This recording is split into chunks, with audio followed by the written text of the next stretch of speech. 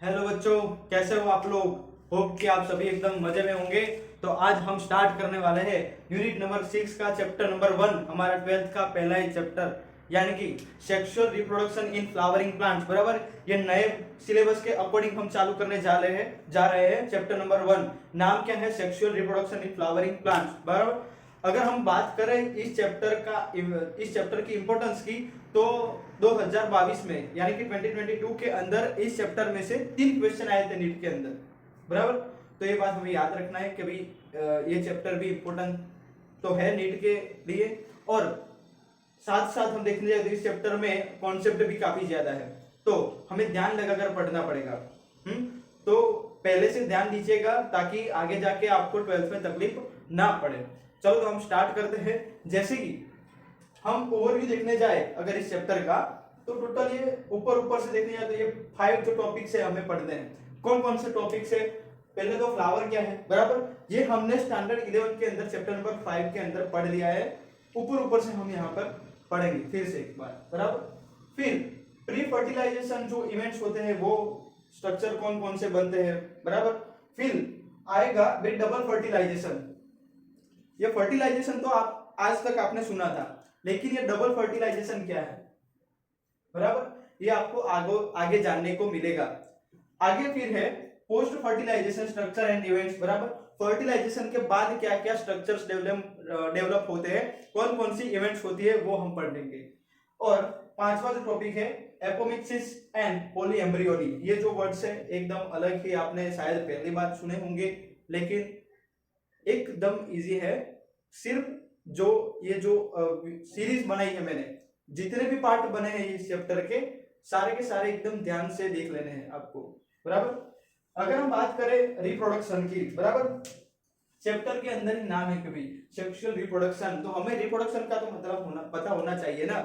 तो रिप्रोडक्शन का मतलब होता है, reproduction is a biological process in which new offspring is formed from the pre existing organisms. Done. Reproduction मैं यहां पे लिख देता हूं, reproduction is the biological process in which new offspring is formed from pre-existing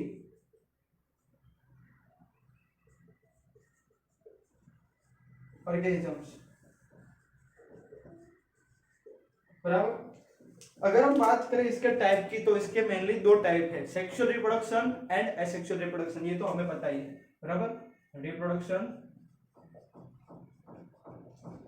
2 type है इसके, sexual and asexual reproduction. Done. क्या है ये सेक्सुअल रिप्रोडक्शन और एसेक्सुअल रिप्रोडक्शन?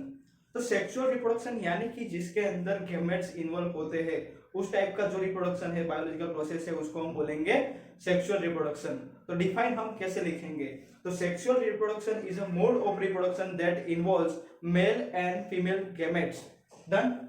इसके अंदर मेल एंड फीमेल गैमेट्स जो है वो इन्वॉल्व होते हैं।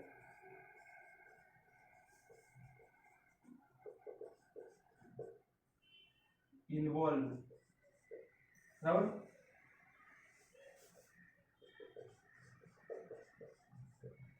और यहां पे हम देखने जाए तो single parent is involve in it, बराबर। याद रखना है हमें, जो सेक्सुअल रिप्रोडक्शन है उसके अंदर male and female gametes involve होते हैं, और एसेक्सुअल रिप्रोडक्शन के अंदर ओनली सिंगल पेरेंट ही इन्वॉल्व होता है। सिंगल पेरेंट में से ही पूरा जो न्यू ऑफस्प्रिंग है वो बनेगा। डन। अगर हम बात करें प्लांट की, तो प्लांट के अंदर जो रिप्रोडक्टिव ऑर्गन है, रिप्रोडक्टिव ऑर्गन वो है हमारा फ्लावर। क्या है भाई?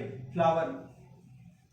और स्टैंडर्ड 11 के अंदर चैप्टर नंबर 5 के अंदर हम ये पढ़ के आए कि टोटल 4 रूल्स होते हैं, और उसमें से 2 इसेंशियल और दो नॉन इसेंशियल है। इसेंशियल यानी कि जो रिप्रोडक्शन में एक्टिवली भाग लेते हैं, एक्टिवली पार्ट लेते हैं, हम उस टाइप के जो रूल्स है उसको बोलेंगे भाई इसेंशियल यानी कि फर्टाइल। और नॉन इसेंशियल यानी कि जो रिप्रोडक्शन में एक्टिवली पार्ट नहीं लेते, हम उस टाइप के जो रूल्स है उसको बोलेंगे नॉन इसेंशियल या फिर स्टेराइल रूल्स। बराबर, जो हमारे 4 रूल्स है, 4 रूल्स,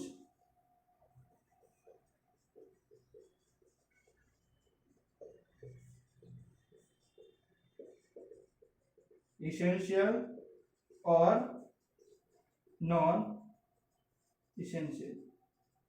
बराबर, इसेंशियल को उसका दूसरा नाम मैंने अभी क्या बताया, फर्टाइल बताया ना अभी थोड़ी देर पहले, फर्टाइल। और ये है स्टेराइल, याद रखना है। बराबर, अगर हम बात करें इसेंशियल के अंदर, तो इसके अंदर 2 रूल्स आएंगे, एंड्रोशियम एंड गाइनोइशियम, याद रखना है। और इसके अंदर आएंगे कैलिक्स एंड कोरोला। डन। फिर से एंड्रोशियम, गाइनोशियम, इसेंशियल यानी कि फर्टाइल, यानी कि ये जो 2 रूल्स है वो हमारे रिप्रोडक्शन के अंदर एक्टिवली पार्ट लेंगे, और ये जो कैलिक्स कोरोला है वो नॉन इसेंशियल यानी कि स्टेराइल होंगे, वो एक्टिवली पार्ट लेंगे नहीं। हमें पता ही है कि भी ये जो हमारा एंड्रोशियम है, बराबर, उसके अंदर क्या आएगा, स्टेमेन। बराबर, गाइनोशियम के अंदर क्या आएगा, पिस्टिल्स। डन। कैलिक्स के अंदर क्या आएंगे, सेपल्स। और कोरोला के अंदर आएंगे पेटल्स। डन।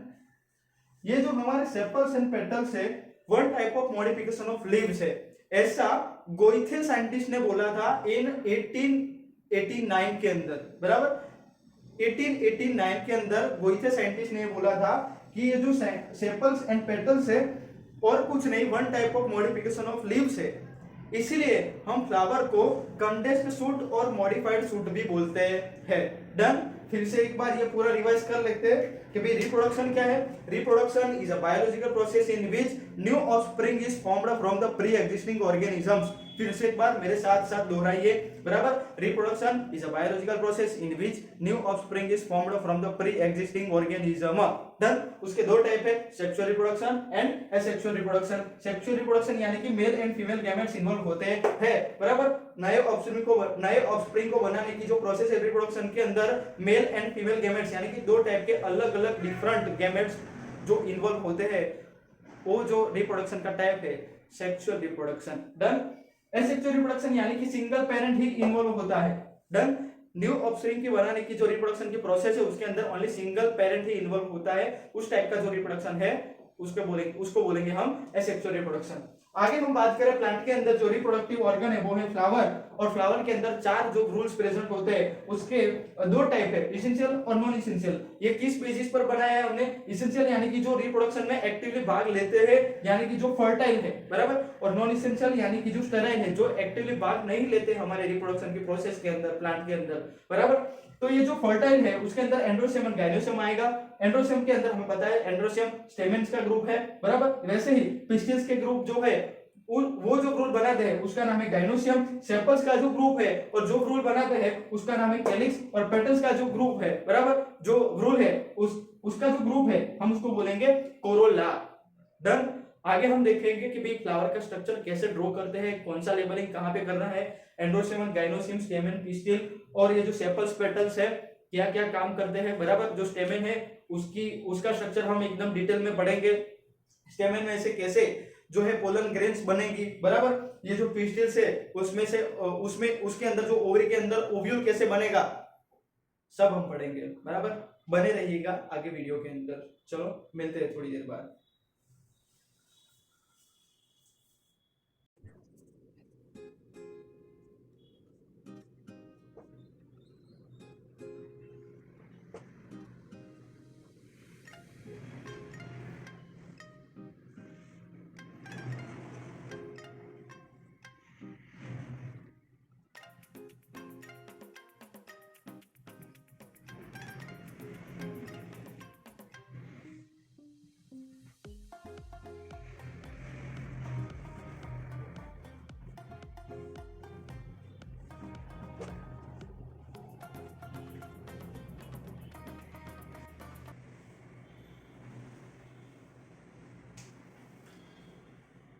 देखो भाई, इतना इजी है फ्लावर का स्ट्रक्चर ड्रॉ करना, बराबर, एकदम इजी है।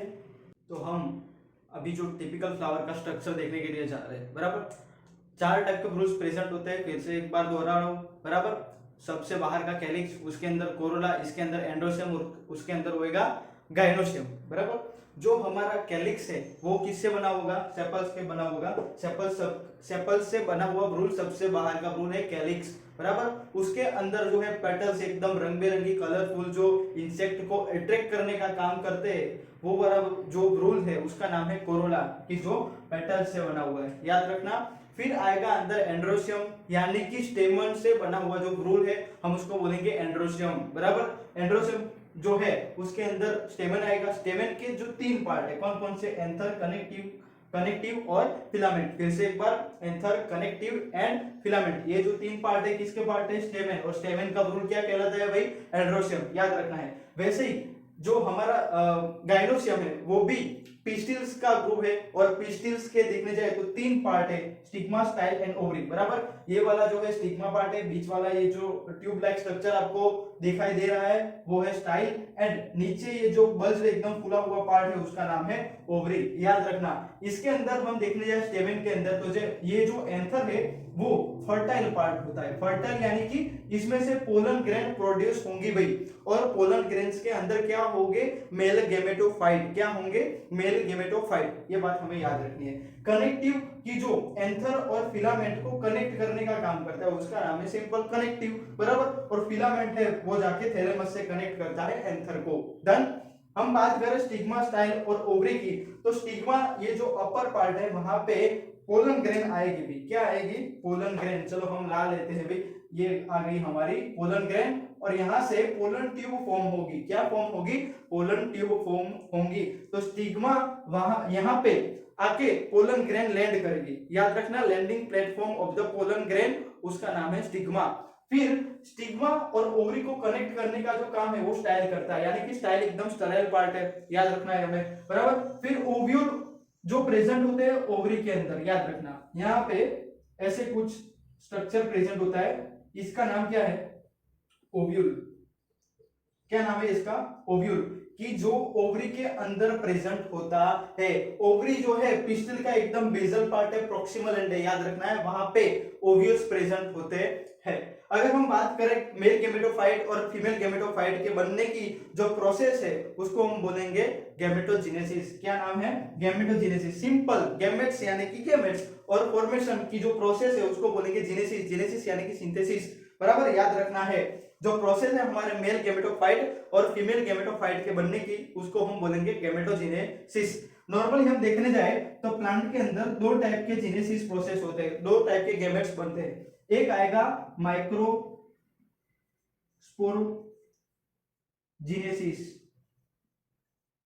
और दूसरा आएगा मेगास्पोरजीनेसिस, बराबर। प्लांट के अंदर ये 2 टाइप के जो है जीनेसिस के प्रोसेस होते हैं, माइक्रोस्पोरजीनेसिस और मेगास्पोरजीनेसिस। माइक्रोस्पोरजीनेसिस से आगे बनेंगे मेल गेमेटोफाइट, और मेगास्पोरजीनेसिस से होंगे आगे बनेंगे फीमेल गेमेटोफाइट। तो आगे हम देखेंगे कि भी जो मेल गेमेटोफाइट है, पोलन ग्रेन जो है वो कैसे बनता है, बराबर। जुड़े रहिएगा आगे वीडियो के अंदर।